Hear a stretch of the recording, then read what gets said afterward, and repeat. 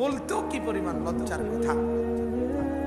সারা বাংলাদেশের টেলিভিশনওয়ালারা যাকে বলে সুপার হিরো, হার্ট থ্রু নাই, সুপার ডুপার হিরো কিং খান।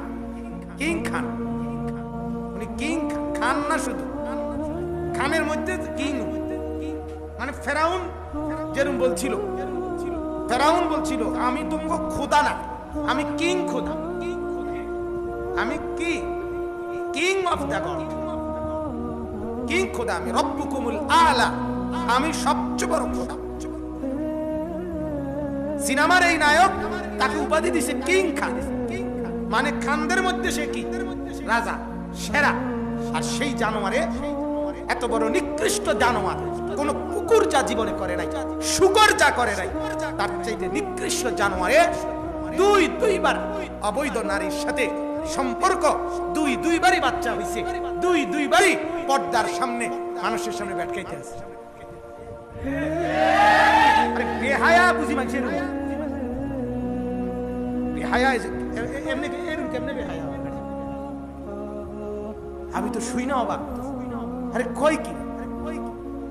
আবার এটা সিনেমা পর্দার সামনে, মিডিয়ার সামনে, লাইভে এটা জাতিকে দেখাচ্ছে, দেখেন আমার অবৈধ সন্তান, বাহ আমার অবৈধ 2 নম্বর বউ, আগের গাও ফুটতে গেছে অনেক।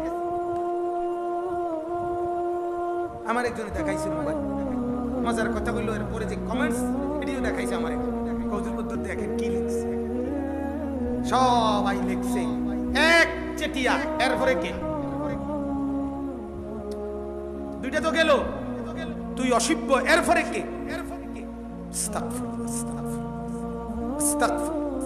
আজকে এমন ঘৃণ্য মানুষ, চরিত্র যাদের, তারা হয়ে যায় আমাদের যুবকদের মনে।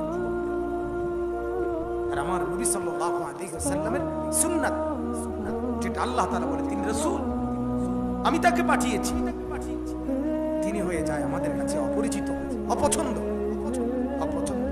আল্লাহ তাআলা আমাদের বুঝ দান করেন, বুঝ। কখনো হিন্দু মেয়ে, কখনো মুসলিম মেয়ে, যখন যা মন চায়, কখনো কুকুর, কখনো বিড়াল, কখনো শূকর, যার তার ইচ্ছা, যার সাথে ইচ্ছা রাত কাটায়, দিন। আল্লাহ তাআলা আমার দেশের মুসলমান যুবকদেরকে হেফাজত করেন।